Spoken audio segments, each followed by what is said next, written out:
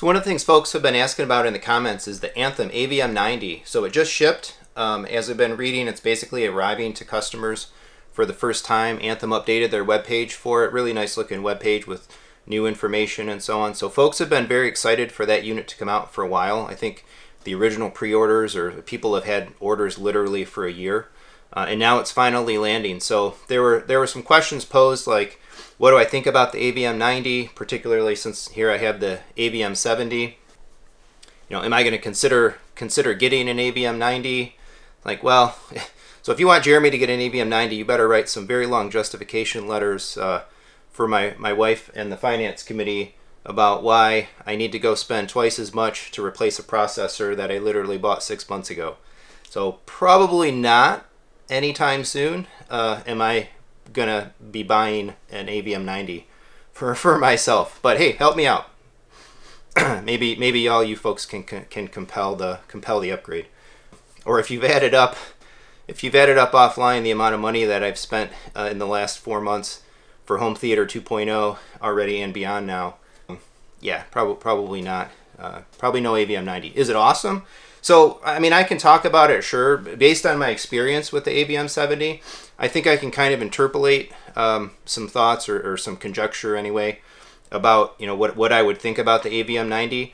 And in a perfect AV world, would I trade out this 70 and go buy a 90? Well, I mean, absolutely. But I think the thing that strikes me is just how much or how close in functionality these two devices are. And so I don't feel any super compelling reason that I would be jonesing or having to rent out for an AVM90 over a 70, other than it's just better, yeah. But I mean, on paper, what does the 90 really do that the 70 doesn't do? And it's not really a whole lot, right? One is you can discreetly have arc, tune, and calibrate and integrate 4 subwoofers instead of 2. So that's awesome if you have 4 subwoofers, but I don't. I have 2 with the Arundels, and I've been playing with the Arundels and the Harbottle, but I won't be keeping all 3. I think more than likely, I'll end up, the Arundels are already mine, right? So I'm going to be keeping the Arundels and review the Harbottle, I think. But in any case, that's 2 subwoofers. I don't expect to be adding more subs anytime soon. It might be cool to do so, to academically and to play around with the bass response and such, to have a couple up front and a couple in the back, and maybe that's my end game. But again, I've got 2 awesome subwoofers, and I've learned a lot about the constraints of my room for LFE and bass, and I'll talk about that kind of in a separate conversation. So yeah, I mean, if you've got 4 discrete subwoofers and you really want an AVM90 to tune and calibrate 4 discrete subwoofers, that's a pretty compelling reason, or a pretty big reason, to consider upgrading to it. But even then, you don't really have to. Even if I added 4 subwoofers, or went from 2 to 4 subwoofers in my room, it would still be relatively easy to just chain like the 2 up front as subwoofer 1 and chain the 2 in the back as subwoofer 2, and still be getting benefits of having all the subwoofers and Anthem Arc and so on. So that's one reason, I think. Reason 2 would be the guts are better, right? There's much more expensive DACs and such in there. And so the thing that you'll see people talking about, or what I've already kind of seen folks mentioning and reading, is the audio performance of the AVM90 is a whole nother level, right? A whole order of magnitude above the AVM70 and up there with other processors, costing even more money and such. And so that's probably great, but I think the AVM70 sounds really darn good. Do I think doubling up on a 90 versus a 70 right now to try to realize some additional audio quality in the room? I don't know. Maybe that audible difference is there, and if I really heard it in my space, I would feel the epiphany of like, oh yeah, this is absolutely worth another 3 or 4 grand, basically paying 2x the price for a 90 versus a 70. And so, I don't know. If I heard it and it was awesome, sure. I haven't heard it. I probably am not going to hear it. So, but I think the 70 sounds so great, and I'm using my theater for video-based entertainment, right? We're watching movies, we're watching some high-quality TV shows, playing video games in there, and I'm not a super audiophile kind of music person in that room. Like I've explained before, I thought I thought a use case for that room for us might be, but it didn't turn out that way, and I don't see that changing. So in some respects, maybe the higher quality of the 90s DACs and internal processing might even be lost on me for the use cases. But if that's a critical part of your system and you have the budget for it, I mean, go for it. Why not? Right? Absolutely take the better unit. I've heard people talking, like in the audio advice video and some other places, that like the AVM90 is up there with the Anthem STR 2-channel audiophile preamp, and up there with some of the best all-time 2-channel music processors and such. So yeah, I mean, if that's your use case, and that's a massive part of your use case and so on, then maybe the 90, right? Maybe the 90 kind of works for you, and go ahead and grab it. Sure. And of course, it comes with the HDMI 2.1 board already installed. That's a nice little boost, but that board's going to come to the other units as well.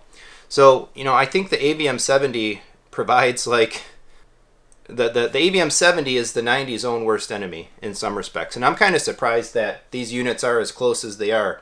I mean, I really would have expected maybe a little bit less channels of processing, or, the Anthem might have held something else back for the 70 versus the 90, because functionally speaking, they are so close.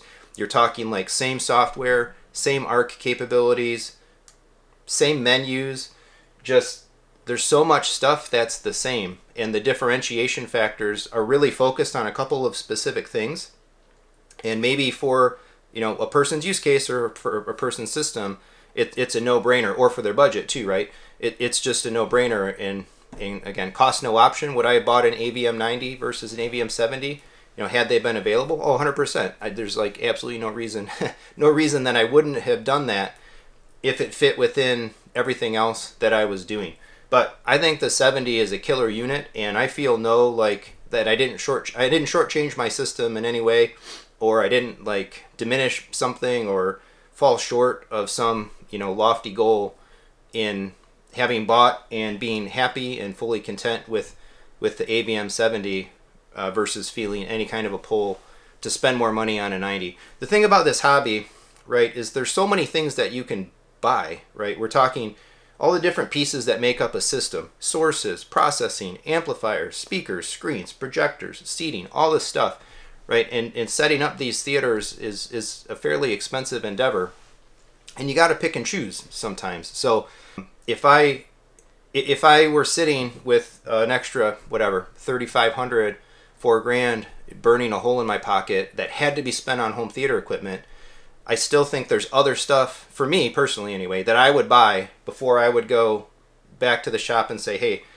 take the 70 back and let me have one of those 90s. I got other things that I still want to do first throughout my 2 zones and my systems and so on. But cost no object, would I buy an AVM90? Abso-freaking-lutely.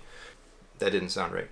I really like these. I really like this Anthem stuff, and I've commented in the past that I'm kind of, I don't want to say that like I marry brands, but there's just so much stuff available in this hobby that, to me, if I find a brand that's doing stuff that I like, that makes great quality products that I feel are an incredible value, meaning for the money that I spent on them, I'm getting a lot. I'm getting a lot of what I'm looking for, capabilities. They're doing awesome stuff with their products, and I like the way they look, and I like the way they function, and I like the way they operate.